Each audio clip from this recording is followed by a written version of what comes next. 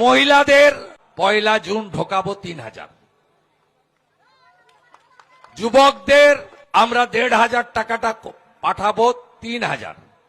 মমতা বলেছে 5 বছর দেবে, আমরা বলেছি যতক্ষণ না চাকরি দিতে পারবো ততক্ষণ দেব।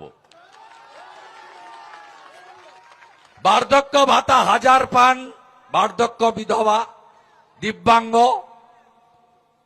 1 জুন থেকে ওটা ডবল পাবেন 2000 টাকা।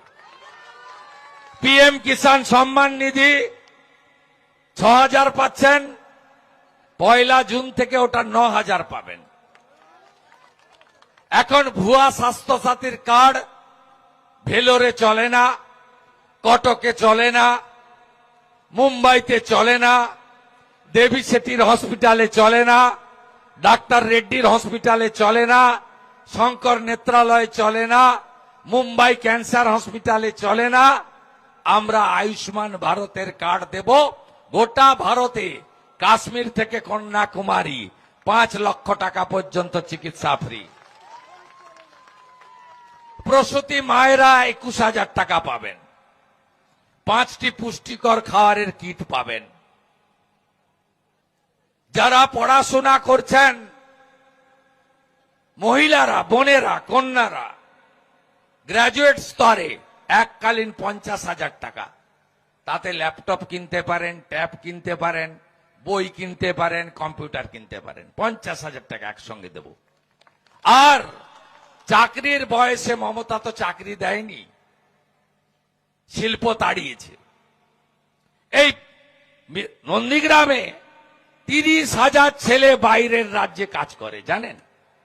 নন্দীগ্রাম একে 18,204 জন ছেলে কোথায় কাজ করে জানেন?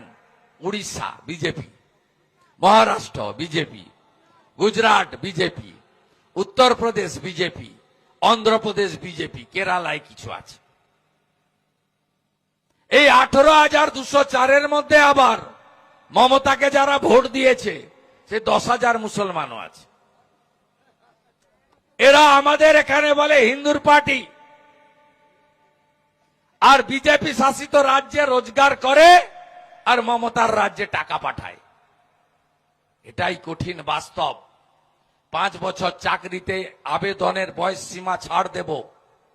6 মাসের মধ্যে সরকারি 6 লক্ষ ভ্যাকেন্সি পূরণ হবে শিক্ষক সহ।